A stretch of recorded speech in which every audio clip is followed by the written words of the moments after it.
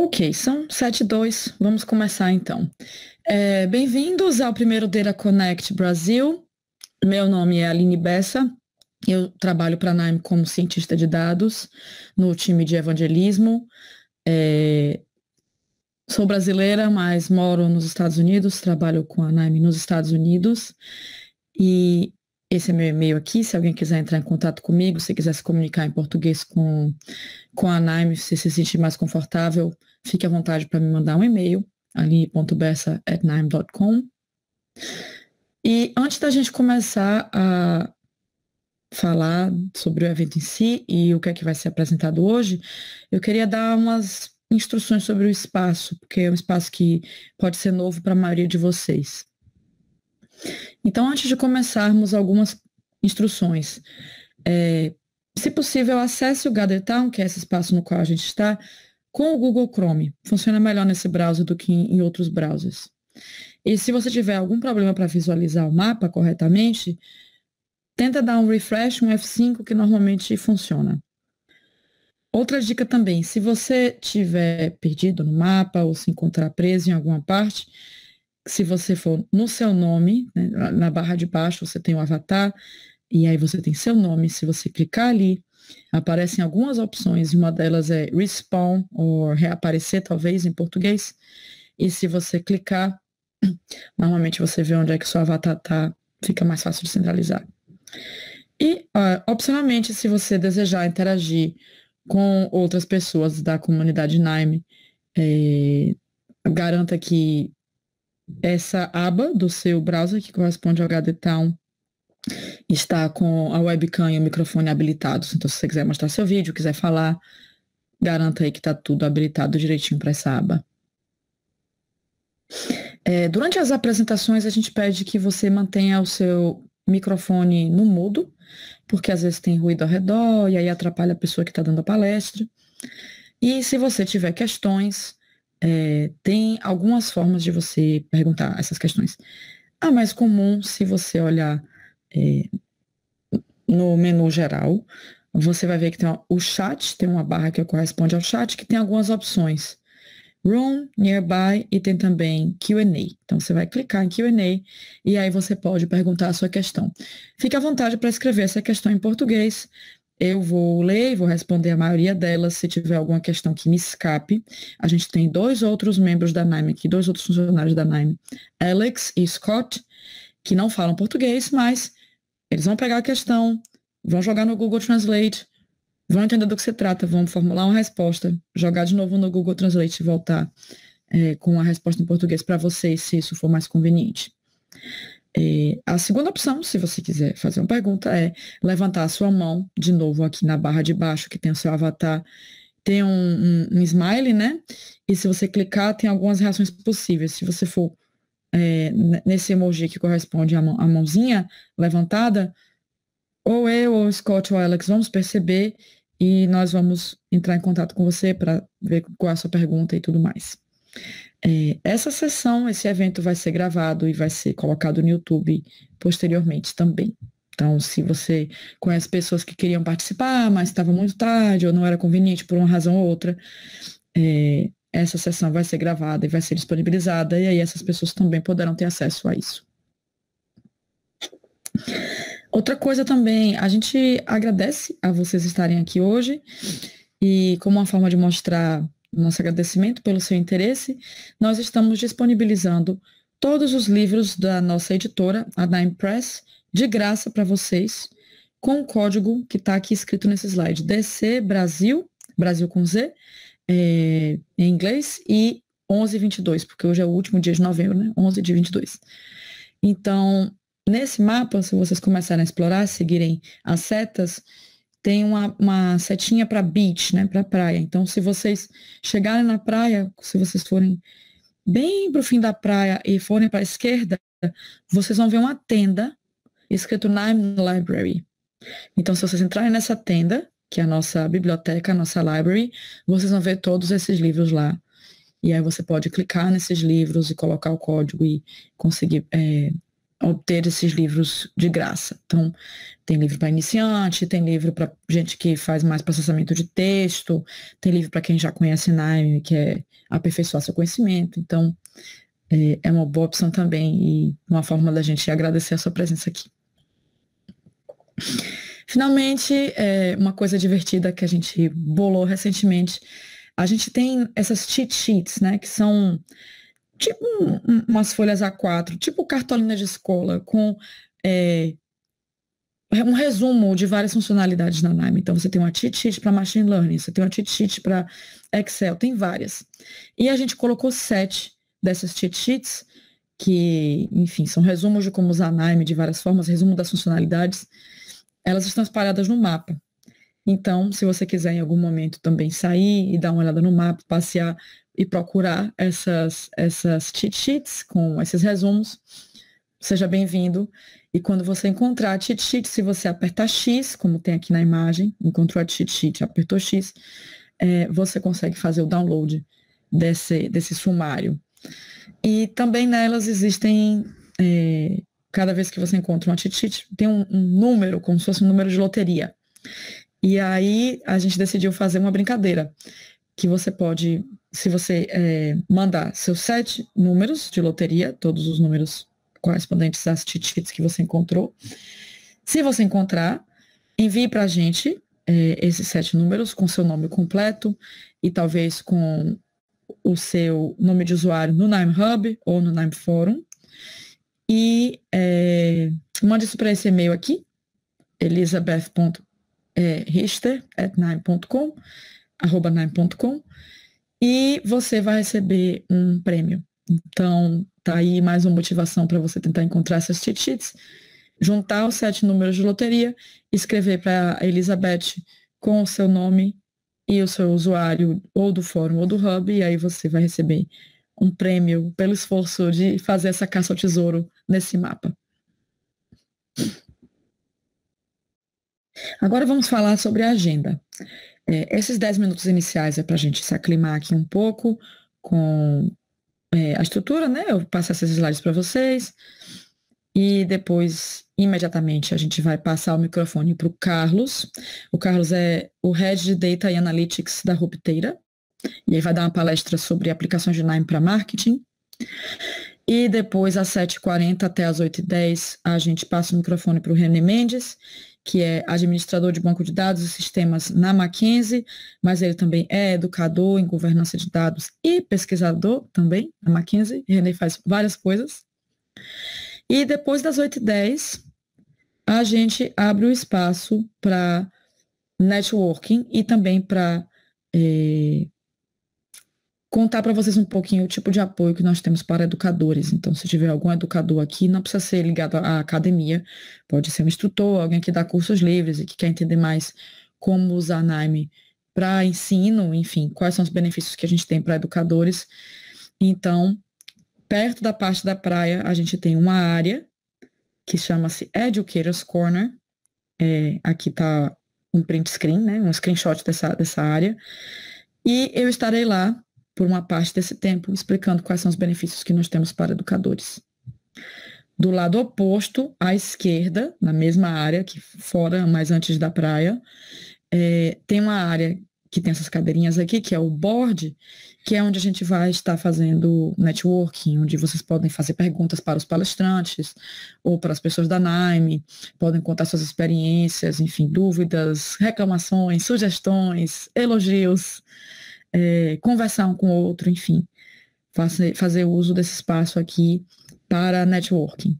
E aí a gente encerra o evento às 9h. Tudo certo, então? Então, sem mais falação, eu vou parar de broadcast aqui e passo o microfone, então, para o Carlos Eduardo. Seu Carlos Santana. Vocês conseguem ver minha apresentação? Eu tive que sair do aplicativo, não estou vendo. Alguém consegue? Está funcionando, sim. Tá ótimo, então. Bom, pessoal, dando continuidade aí, todos bem-vindos aí ao nosso Meetup.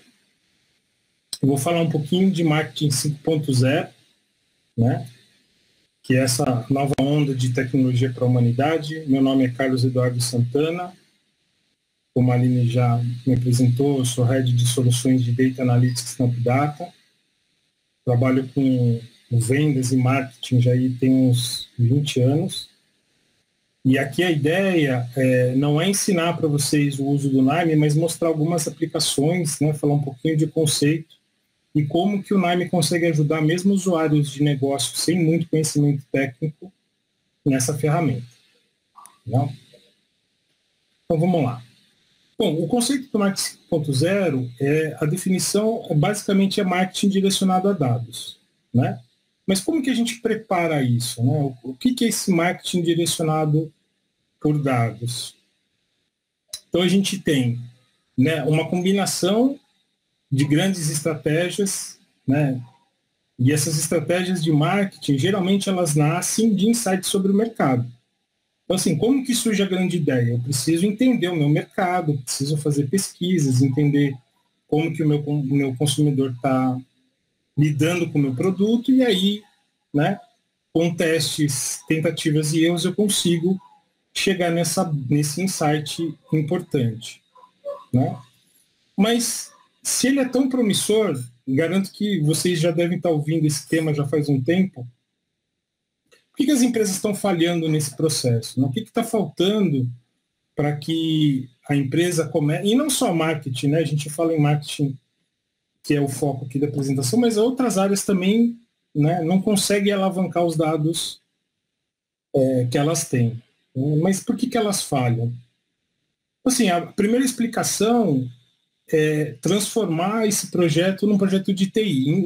E aí, independente da área que você está atuando, tá? Se não for marketing, for produção, for faturamento, né? Qualquer que seja a área de negócio, quando você encara que o data-driven é uma competência de TI, você já está perdendo o jogo, né? Na verdade, o que a gente precisa fazer é capacitar esses usuários da área de negócio para que eles consigam, por si só, extrair valores desses dados, não ficar naquela dependência e aquela história, né? Se eu tenho um projeto que traz valor agora para a empresa e a TI tem o seu, né, tem todo o seu backlog, vai ter um tempo para tratar isso, acaba inviabilizando muitas coisas, né? O segundo ponto, e se falou muito no passado de soluções de Big Data, né? E aí o trocadilho da bala de prata, não é a bala, né? Mas a solução única, né? A solução que vai resolver todos os problemas. Muita gente fala isso, né? Não, o que falta para vocês é Big Data, né? Implanta Big Data que tudo vai dar certo. Aí você começa, não, mas faltou um banco de dados no SQL. Não, quando você tiver isso pronto, todos os problemas estão resolvidos. E sempre vão, né? Cada dono de tecnologia vai chegando aqui com uma nova solução bala de prata e a gente vê que isso não existe. Tá? Na verdade, o que existe são uma combinação de esforços para a gente conseguir chegar nesses resultados. E o último ponto, e acaba acontecendo, né, os projetos duram tanto tempo, são tão difíceis de implementar, que quando finalmente o projeto está implementado, as pessoas cruzam os braços e falam, não, agora está tudo pronto, eu posso descansar. Né? Vai ter uma solução piloto automático que vai conseguir extrair agora o valor dos meus dados. Isso realmente não funciona. A gente sabe que a interação é fundamental para que isso funcione bem. Então, quais são os 3 pilares para a gente construir esse marketing data-driven? Né? O primeiro, que é o mais importante, é a gente definir muito bem quais são os objetivos. Vejam, um projeto de data-driven não pode ter como objetivo a implantação de um projeto data-driven. Eu preciso saber claramente aonde eu quero chegar, que resultados de negócio eu pretendo obter com essa implantação. Então, vamos separar o meio do objetivo.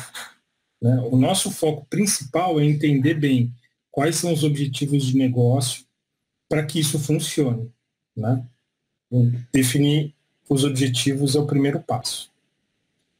O segundo é identificar os dados necessários. Muitos projetos que a gente viu aí pelo mercado, as pessoas têm aquela falsa impressão, ah, não, eu tenho tudo o que eu preciso, né?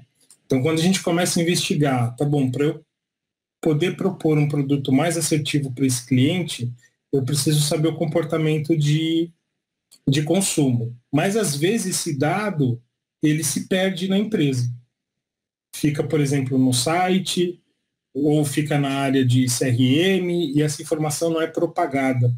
Então, a área de marketing, às vezes, não tem o acesso à informação, às vezes não é porque essa informação não está disponível, mas também porque existe todo um custo de aquisição dessa informação e o custo de disponibilidade, né? Quando eu tenho um sistema que captura aquela informação, às vezes eu preciso de um tempo, projeto de TI, né? Essas coisas a gente sabe que levam um tempo. E vejam que eu já tive dos dois lados do balcão, né? Não é que TI tenha a culpa, mas vamos pensar na questão de prioridades, tá certo? A área de negócio, a prioridade é trazer resultado para a empresa. A área de TI, a responsabilidade é garantir que as coisas funcionem. Ah, então por que é burocrático o TI? Porque ela precisa garantir que o que está sendo implantado vai perdurar, né? Que essas peças não vão quebrar pelo caminho. E isso exige um grau de técnica, um grau de elaboração muito mais sofisticado do que se um analista de negócio fizer aquilo, né? Se eu preciso provar um conceito, preciso ver se esse dado funciona, porque não é porque a gente imaginou que aquela informação que faltava era importante, mas quando a gente aplica esse dado, a gente vê que não faz diferença. Então, se o cliente, um exemplo aqui, se o cliente tem 20 anos ou 30, não faz diferença no consumo do meu produto. Então, o fato de ter idade não é isso que vai fazer diferença, eu preciso buscar outras informações. Então, tudo vai ter um caráter de aquisição e aplicação. Não é porque eu adquiri, imagina, né? Adquiri esse dado que eu já está pronto para uso e que ele vai me trazer o resultado que eu espero. E o último é criar um ecossistema integrado. Então, não adianta a gente ter todas essas iniciativas, ter o objetivo bem definido, eu tenho acesso a todos os dados que eu preciso, só que ele está de forma desintegrada, né? Quando eu preciso de uma informação da área do CRM, me é enviado planilhas, né? Essas coisas não estão fluindo na empresa. Então, a gente precisa criar um ecossistema, tanto de parceiros, né, e fornecedores, como de tecnologia, né, como de áreas. Às vezes, para resolver um problema, não adianta só marketing debruçar em cima dos dados. Eu preciso de um aporte de conhecimento, de repente, de alguém de uma área de negócio específica da minha empresa, né? Então, preciso garantir que esse ecossistema funcione bem, né, que eu tenha o suporte que eu preciso para evoluir com o meu estudo, né, com os meus trabalhos. Então, preparei também uma demonstração do Naime. Vou abrir aqui para vocês. Chegou?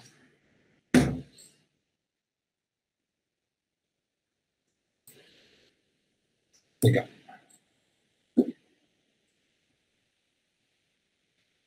Então, vamos lá.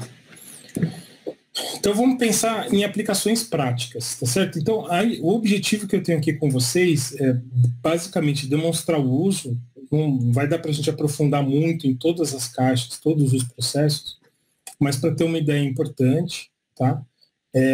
Esses fluxos que estão aqui, parte eu peguei no Hub do Nime, então uma fonte de dados muito interessante que vocês vão poder explorar, tá? Mas basicamente aqui a ideia era, vamos pensar assim, né? Eu tenho uma empresa que eu preciso entender o comportamento de um determinado concorrente, tá? Então, o que eu posso fazer, né? Eu tenho dentro do Nime esse conector. Opa!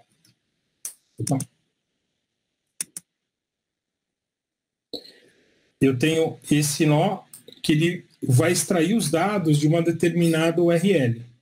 Tá? Então, eu vou colocar aqui qual que é o endereço de um concorrente, por exemplo, né? E ele vai obter para mim todas essas informações. Né? Para que eu quero isso? Eu quero saber como que o meu concorrente utiliza as palavras-chave dentro da comunicação dele do site dele. Então, eu consigo vir aqui, configurei. Quando eu executo, eu vejo os dados, né? As páginas, né? Qual é o texto que está em cada uma das páginas. E aí eu consigo, obtendo essas informações, eu consigo dar uma tratativa, né? Usando a mesma ferramenta. Então, venho aqui no Column Filter, outra funcionalidade do NIME, posso dizer quais as informações que eu quero incluir na minha base. Eu quero pegar todas as informações, dou Apply, ok? E eu vou e executo esse nó.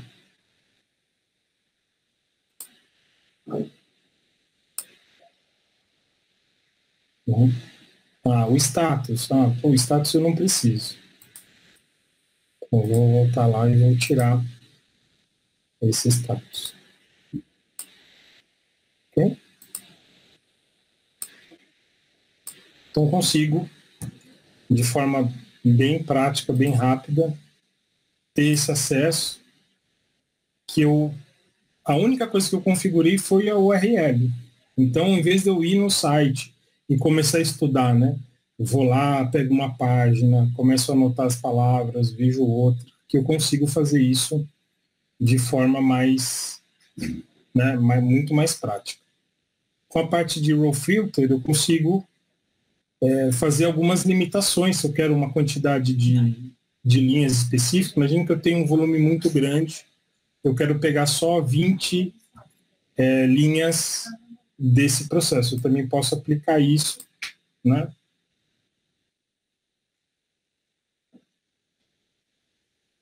Enfim, tenho outros processos aqui, deixa eu ver aqui.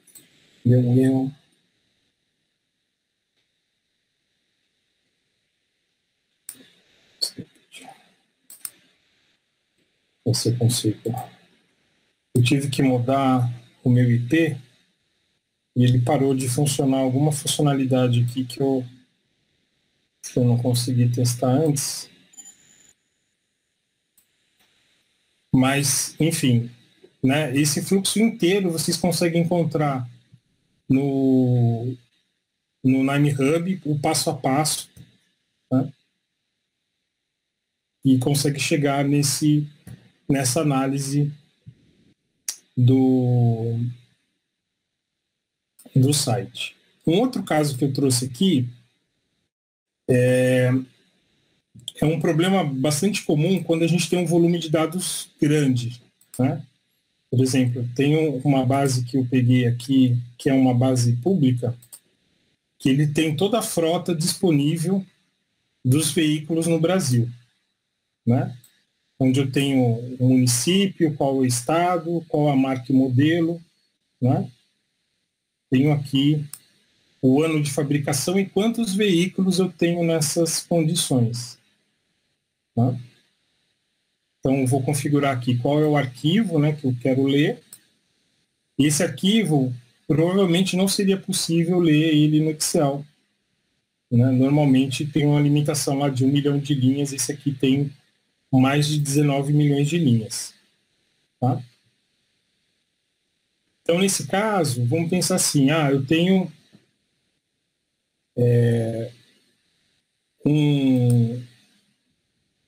um grande limitador aqui para a gente já é o volume, né? Então, se eu tenho uma quantidade de linhas muito grande, eu já não conseguiria, né, não conseguiria acessar isso de forma fácil. Então, eu tenho aqui 19 milhões de linhas dentro dessa base. E aqui eu posso fazer algumas análises. Por exemplo, se eu pegar aqui um node group by. Arrasto aqui, pego a base, conecto. E agora eu vou configurar esse nó, onde eu quero, em vez do município, que é um dado muito granular, eu quero saber só por estado a quantidade de veículos. Depois eu vou calcular. quero pegar a marca e modelo. Tá? Posso fazer a agregação agora da quantidade de veículos. Tá? Eu não quero o médio, eu quero a soma desses dados. Então, apply. Tem outras coisas que eu posso configurar, a nomenclatura da variável, mas só para a gente entender um pouquinho do conceito. Tá bom? Então, eu vou executar aqui.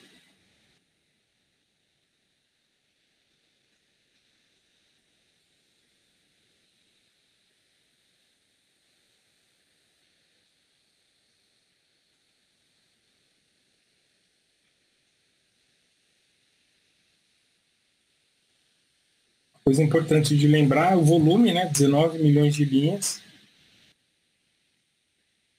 E aqui com 2 nós eu consegui, né, ler o arquivo e agora eu estou processando, dando já uma quantidade aqui já resumida para mim dessa base. E aí fica mais fácil para eu trabalhar. Sim.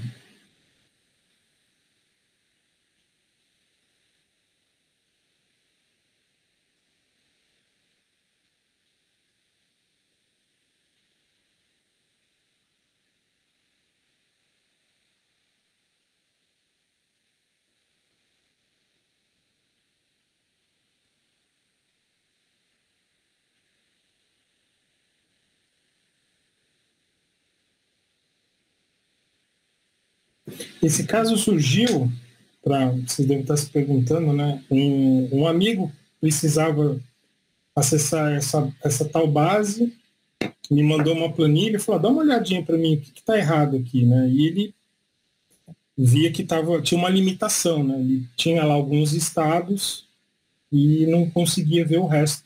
A gente achou que a base estava corrompida e quando a gente descobriu qual que era a fonte, a gente viu, não, o problema não é a fonte de dados e sim o Excel que não estava conseguindo abrir. Então, né, já conhecendo a ferramenta do Nime, que é bem mais simples.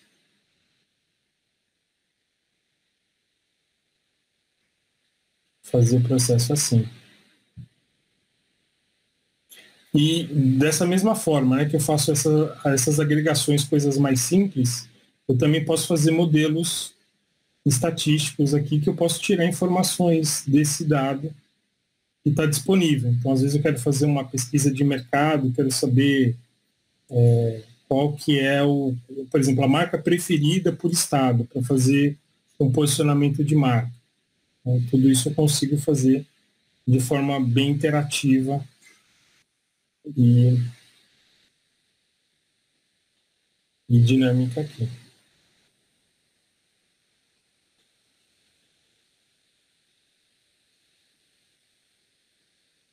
Aline, se tiver perguntas enquanto está processando aqui, se a gente puder adiantar. Sim, nenhuma pergunta até o momento. Tá bom.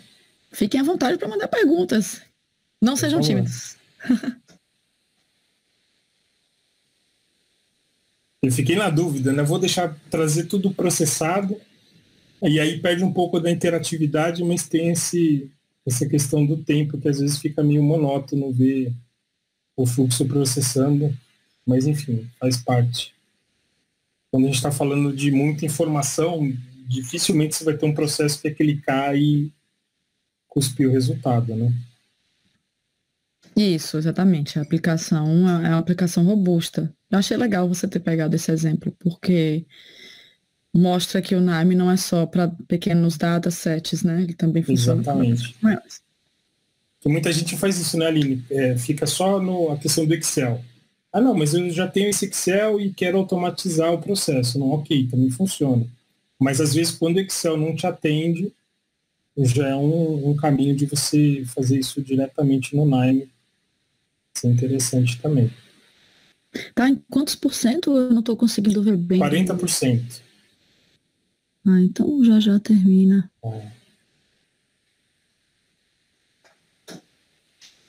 Quem é que está aqui que é da Rupideira? Temos mais alguém da Rupideira aqui hoje?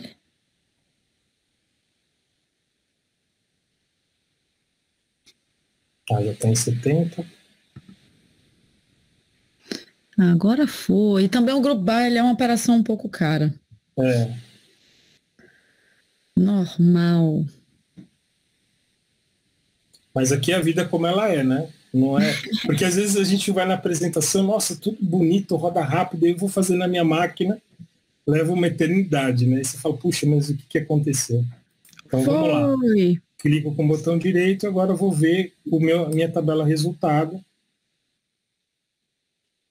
E eu passei de uma tabela de 19 milhões de linhas para uma tabela com 325 mil linhas.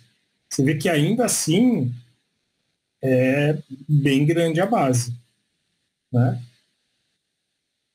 E posso fazer outras operações, né? De desagregar a marca de modelo, né? Tenho ainda, se eu quiser explorar mais essa base, eu posso, né, construir outros algoritmos e fazer. Mas vamos pensar assim, se eu não conseguir, né, se meu conhecimento for tão pequeno, no mínimo, eu consigo viabilizar uma ida dessa para o Excel, né? Foi uma das formas que a gente achou de viabilizar essa base. Não seria possível se não fosse pelo Excel.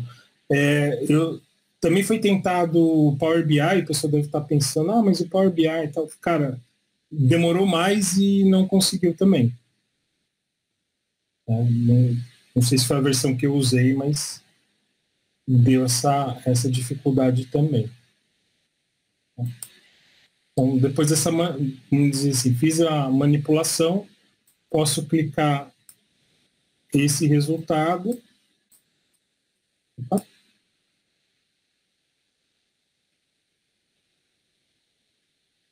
Um probleminha aqui no meu mouse.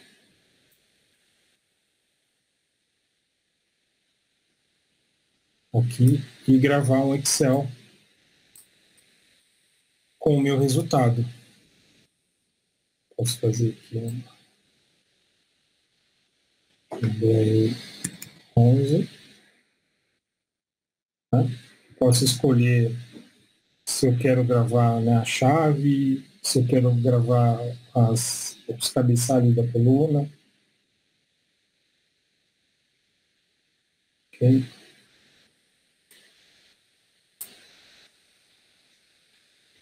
Vou executar. E aí, posso abrir aqui os meus downloads e abrir a tabelinha resultante.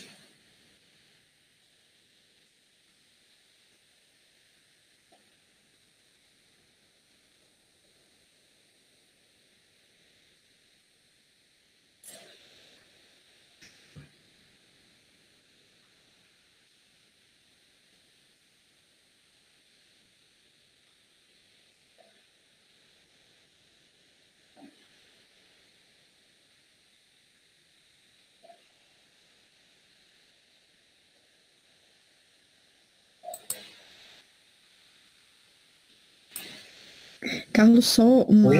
informação. Você tem 5 minutos, tá bom? Não, já minha apresentação era basicamente essa. A ideia aqui, né? Então, vamos pensar assim, né? No mínimo, eu consigo viabilizar um acesso a um dado que eu não conseguiria com o Excel diretamente, é que eu posso fazer, né, as agregações que eu preciso, enfim. Então, assim, é só começar, pessoal. Aqui é só para instigar vocês a dar o primeiro passo, né? Quebrar esse gelo do, cara, eu não sei nada, como que eu faço para dar o primeiro passo? Então, a ideia da minha apresentação era basicamente essa.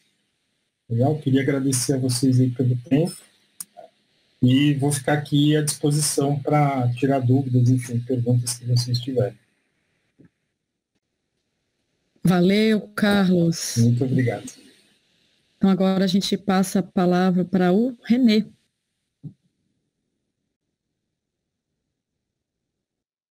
Obrigado. Valeu, Carlos. Obrigado, Aline, pela oportunidade. Deixa eu só ver se eu já compartilho a minha tela.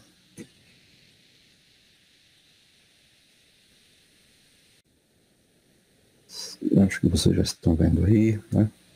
Beleza, estamos vendo. Pode colocar Ok. em modo... Pronto, foi. Tá certo. Então, meu nome já foi falado, eu sou René, eu trabalho no Mackenzie, na parte de infraestrutura de sistemas, mas como aqui no Brasil a gente tem que trabalhar e estudar, então eu também estudo, viu, Aline? Aí a gente tem que fazer sempre as duas coisas, né? E eu tive a oportunidade de concluir meu doutorado em computação, né, com foco em complexidade de dados.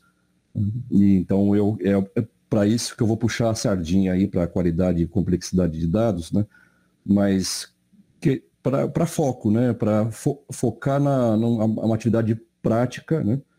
E o meu contato com o Nine se deu há cerca de 3 anos, nas turmas que eu lecionava de data mining, e lá a gente tinha uma dificuldade que a gente gastava muito tempo instalando aplicações, e o aluno ele não podia se tornar um instalador de aplicativos, ele tinha que aprender a usar e aprender a minerar dados. Então nós usamos o Nine com sucesso, não só em mineração de dados, mas também em outras disciplinas de Big Data, de extração de dados.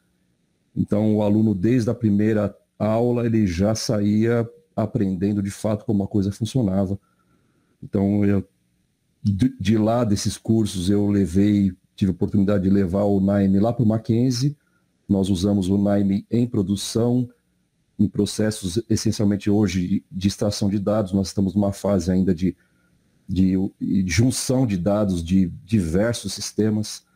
Então o Nine tem sido usado com sucesso também lá no Mackenzie. Nós compramos depois o Nine Server aí com o nosso parceiro HubData. E é isso aí o nosso histórico com o Nine. Eu sou particularmente apaixonado pelo Nine, eu gosto demais e eu tenho divulgado o Nine onde eu posso.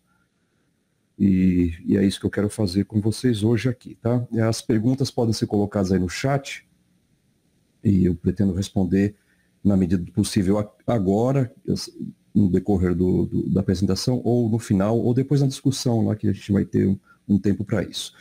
O que eu quero mostrar para vocês hoje? Eu quero mostrar como que o Nine tem sido usado no processo de análise de dados, e eu vou tirar um pedacinho desse processo e mostrar especificamente o uso do Nine nesse processo, tá? Então eu quero fazer isso primeiro apresentando o processo de análise de dados, dando uma visão geral, e aí eu vou pensar em análise preditiva, vou mostrar alguns exemplos e focar na classificação de dados. E é lá que eu vou explicar os conceitos de qualidade e complexidade de dados, né? Esse termo de complexidade de dados não é muito comum, mas é bem fácil de entender. E aí a ideia é mostrar brevemente, tá? Eu não tenho como me aprofundar demais, mas eu quero mostrar um fluxo, um workflow, onde eu extraio as dimensões de complexidade de dados de alguns conjuntos, tá? E mostrar também como que o Nine atua nesses problemas de qualidade e complexidade, tá? Essencialmente apoiando aí o processo de análise e também oferecendo ferramentas para que a gente trate a qualidade e a complexidade do dado, tá? Isso por meio dos nodes e até por workflows já prontos, que confesso para vocês, é o que tem me ajudado demais a aprender a usar o Nine, tá? E uma coisa legal também é que se você não encontrar um node que te atenda, você pode codificar em Python, em R, e no caso aqui eu não tenho ainda um node que extraia os atributos de complexidade, então eu tive que codificar em R e eu quero mostrar para vocês, tá? Aí tem no final oportunidade de perguntar, certo, gente? Então vamos lá então para nosso primeiro ponto, e aqui no processo de análise de dados eu quero dar um overview, dar uma visão geral do que é o processo de análise de dados, né? Eu quero depois focar na análise preditiva e na análise preditiva mineração de dados, e então falar sobre qualidade e complexidade, tá? Aline, me ajude aí, por favor, com as perguntas, tá? Ok, Com então certeza. Obrigado. Aí, aqui está uma representação, aliás, se vocês olharem na bibliografia, de 96, né? 96 já tinha bastante gente falando sobre análise de dados, né? Então não é uma coisa nova. E esse autor, ele foi o que propôs um processo de análise de dados dessa maneira como nós temos hoje. Na documentação do NIME você vê isso aí muito mais bonitinho, mais organizado, mas aqui dá para ver muito bem que a mineração de dados, ela não é o primeiro passo do processo de análise de dados. Pelo contrário, como vocês aqui estão experimentando, né, vocês já sabem que para você poder fazer o Analytics, vocês primeiro têm que ter a extração do dado, escolherem ou os datasets com os quais vocês vão trabalhar, tratar esses dados que dão um baita trabalho, né, pré-processamento, que a gente fala, né, transformar esses dados para, então, vocês aplicarem seus algoritmos em uma análise de dados e, com sorte, vocês vão poder obter algum conhecimento novo junto com o usuário de negócio, né, que é a fase de interpretação, de avaliação. Esse processo todo, né, ele é muito custoso, você gasta... Existem dados que dizem que você pode gastar cerca de 60% do seu esforço só na preparação dos dados, e na prática é verdade, a gente apanha demais com os dados, para ter um conjunto de dados legal para poder fazer análise, né? Então, ele é um processo custoso, você precisa investir e, às vezes você tem que voltar e começar do zero.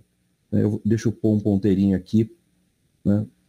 Você tem que voltar ao processo para começar do zero na sua análise, né? Então, isso aqui é um processo muito caro, né, de se fazer, de se executar, tá?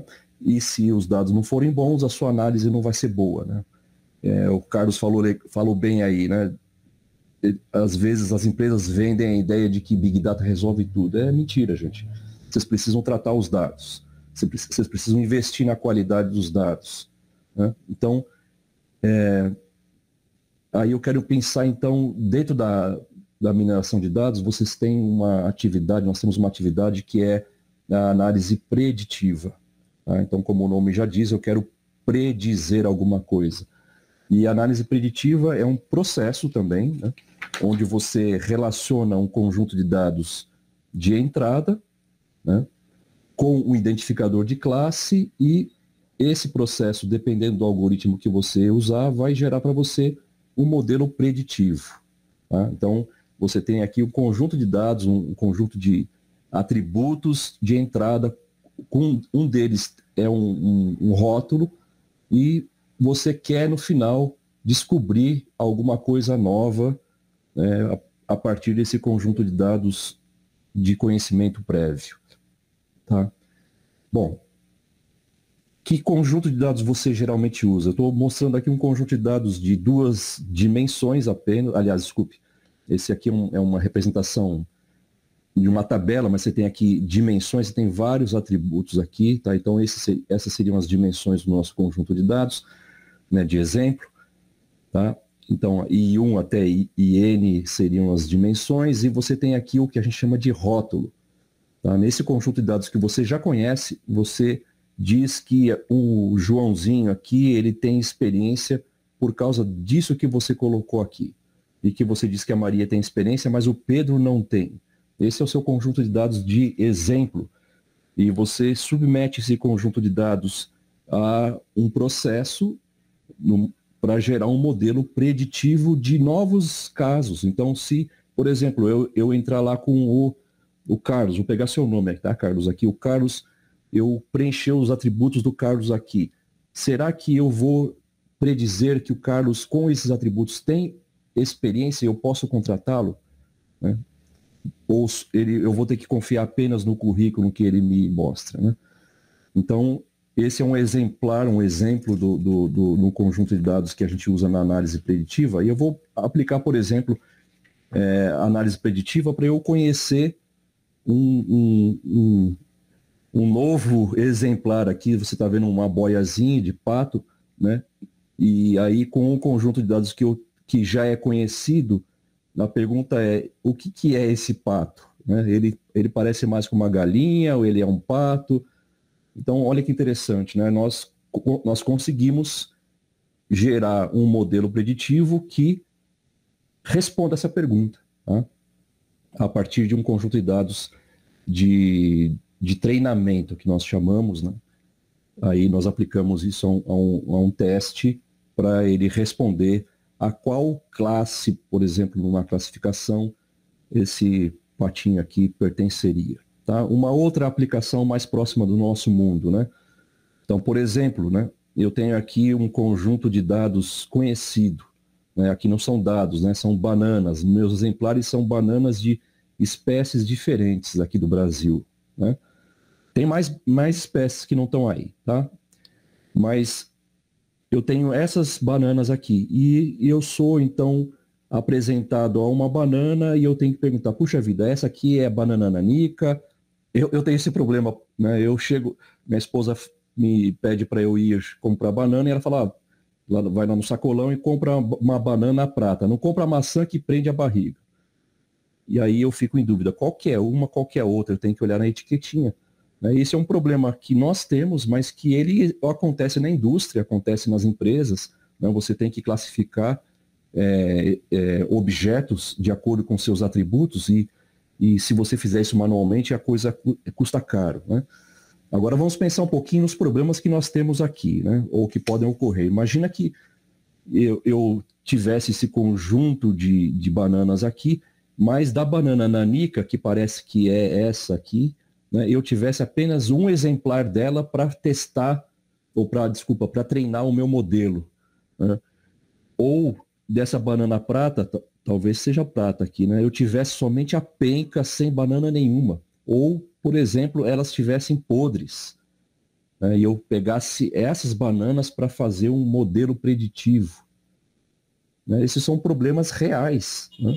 Ou, por exemplo, né, eu tenho aqui banana, aqui dá para ver claro, a banana maçã eu tenho 2, 4, 6, 8, 10, 14, 15, 16 talvez bananas maçã, e da prata eu devo ter 5. Né?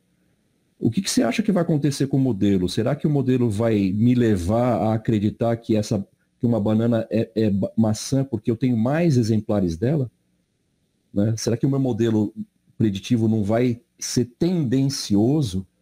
Né? Isso são perguntas que nós devemos nos fazer ao criar um modelo preditivo. Né? E essas coisas aqui, esses problemas têm nome. Né? Eu quero mostrar agora aqui para vocês um conjunto de dados hipotético, né? Para vocês olharem o que é com o que nós nos deparamos quando nós vamos resolver problemas como esse aqui da classificação de uma banana. Então imagina que a banana é essa aqui, ó, tá? Eu não sei que banana ela é, mas eu tenho aqui duas espécies de banana representadas nessas cores azul e vermelha, e eu preciso resolver essa bananinha aqui que ela está em laranja, que espécie ela é. Eu tenho alguns problemas aqui que podem acontecer. A princípio aqui eu queria mostrar para vocês, por exemplo, no meu conjunto de dados utilizado aqui, eu peguei apenas 2 atributos das bananas. Por exemplo, deixa eu voltar aqui, vamos ver aqui que atributos estão bem fáceis de ver aqui. Tamanho, cor da casca, por exemplo. Então, digamos que eu pegue apenas 2 atributos, tamanho e cor da casca, e represente aqui no meu conjunto de dados. Eu já tenho aqui um problema que é a dimensionalidade do meu conjunto de dados. A dimensionalidade afeta o resultado da minha classificação. Então, será que se eu utilizasse mais atributos, né, por exemplo, tamanho, comprimento, cor da casca são 2, eu poderia circunferência, cor da parte interior, peso e assim vai. Massa, eu poderia usar mais atributos. Será que eu seria mais assertivo na minha classificação? Outros problemas que eu posso encontrar aqui, né? Esses pontilhados aqui representam bananas que eu deveria ter, mas que eu não tenho, né? Isso, a gente chama isso de missing values, né? Valores ausentes, né? Será que a ausência de dados prejudica o resultado da minha classificação? Né? Que mais aqui que eu posso encontrar, né? Talvez aqui uma banana que tem um tamanho diferente, um peso diferente, uma cor de casca, porque ela estava muito madura, né? Então, você está vendo que a classificação de dados aqui, ela busca encontrar um relacionamento entre esses atributos, uma lógica, né? Vou usar esse termo, né? Uma lógica entre esses atributos que me permita, no futuro, submeter um novo exemplar e esse exemplar seja categorizado entre uma espécie ou outra. E você deve observar aqui também que eu tenho um problema aqui, né? Parece que algumas bananas são parecidas umas com as outras, né? É isso que esses pontinhos vermelho e azul próximos uns dos outros estão me dizendo, né? O que essa banana é? Ela é nanica ou ela é prata, né? Eu fico em dúvida, né? E é isso que acontece comigo. Às vezes eu olho lá no Oba, onde eu compro, né? Eu vou pegar a banana lá, ela é nanica ou ela é prata ou outra espécie, né? E se eu levar errado para casa, né? Aí complica, né? Então, gente, veja que esses problemas do nosso mundo real acontecem quando nós vamos usar modelos preditivos, né? Então, isso que eu falei aqui, esse tipo de problema tem nome, né? Então, nós chamamos isso de qualidade de dados e complexidade. Então, para o nosso português aqui bem fácil, né? O que é a qualidade de dados? Em termos simples, é a fidelidade com que eu represento um elemento do mundo real. Então, a banana, por exemplo, se eu tiver um conjunto de dados que representa muito bem uma banana, então eu posso dizer que esse conjunto de dados ele tem qualidade. Agora, se eu tenho um conjunto de dados que tem exemplares faltantes, que tem atributos faltantes, que tem sujeira, né, que tem duplicidades, eu tenho uma menor qualidade e eu represento de maneira mais pobre o objeto do mundo real. Então, em tese, quanto maior a qualidade, maior a proximidade dessa representação com o mundo real. Tá? Então, a gente usa esse conceito para várias coisas. Esse sapato aqui, ele tem qualidade? Ele me atende? Né? Esse conceito de qualidade você conhece bem, né? Talvez o que não seja muito comum é o conceito de complexidade. Você sabe o que é complexo e o que não é. Mas em relação aos dados, o que é um dado complexo, né? Então, esse conceito de complexidade de dados, ele está meio difuso ainda na literatura, mas dá para entender assim, ó. A complexidade de dados é o esforço que eu faço para descrever um dataset, um conjunto de dados. E descrever mesmo, né? Eu olho um conjunto de dados e eu descrevo esse conjunto. Quanto mais tempo ou mais palavras eu usar para descrever aquele conjunto de dados, isso é uma indicação de que aquele conjunto de dados tem mais complexidade, né? Se eu pegar um conjunto de dados e usar 30 segundos para descrever, esse conjunto de dados é menos complexo de um que eu gaste 5 minutos. Tá? Então, esse é um conceito bem simples para você entender. Tá? Então, quanto maior o esforço, mais complexo é o meu conjunto de dados. E a Aline me ajude aí se tiver alguém com dúvida, tá? Ok, então... Pois não, Aline. Pode seguir em frente? Sim. Então tá aí, ó, os problemas que podem acontecer especificamente, agora eu vou mostrar aqui no caso de classificação de dados, é a ausência de dados, outliers, tá? Dados discrepantes, né? A separabilidade, isto é, eu consigo separar duas classes facilmente ou não, né? Que função eu vou ter que construir para separar esse conjunto de dados? E aqui a dimensionalidade desse conjunto de dados. Ok, então eu consegui aqui categorizar e eu queria apresentar para vocês problemas que são chamados problemas intrínsecos do conjunto de dados. Eu não estou, por exemplo, falando se aquele conjunto de dados é antigo, velho ou é novo, né?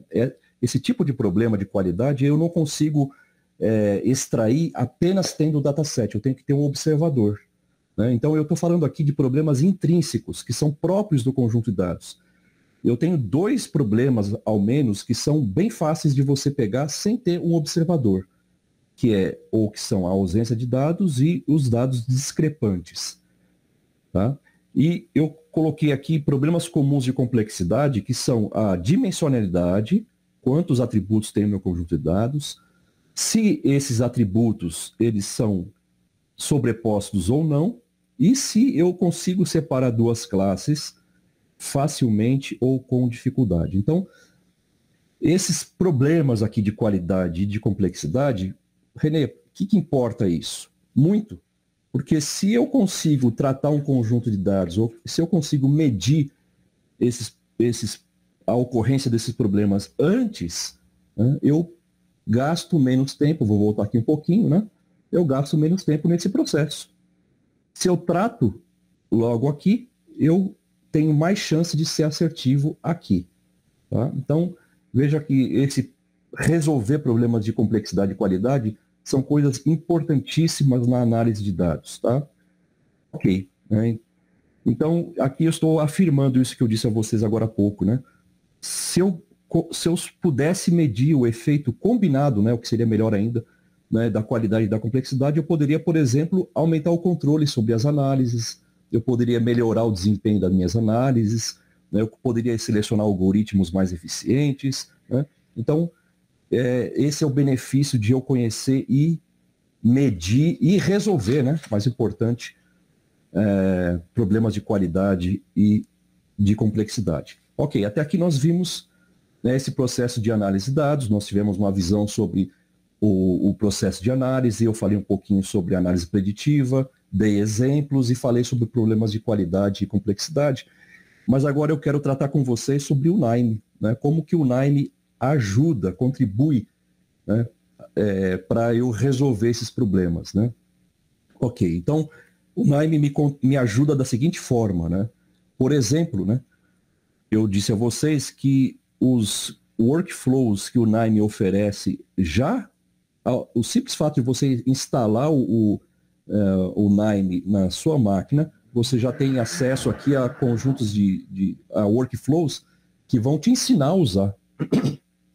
E o mais legal é que você usa e vê esses workflows prontos na sequência em que você precisa aprender a tratar os dados. Desculpa, então você tem aqui, por exemplo, workflows para fazer a extração dos dados, o ETL, que é o tratamento e a carga dos dados. Você tem o Analytics e você tem a Visualization aqui próximos e o Reporting, como você vai apresentar isso lá para o seu gestor, né, lá na sua empresa. Tudo mastigado aqui para você com workflows muito bons. Né? Eu sou fã, né, e não é porque eu gosto do NIME, não, é porque é fácil mesmo. Né? O que mais que o NIME me oferece? Né? Eu tenho, além dos workflows prontos, eu tenho, por exemplo, nodes, e agora eu vou focar aqui. Ó. Olha só, apenas alguns dos nodes que eu tenho para tratar e identificar missing values, valores ausentes. Né?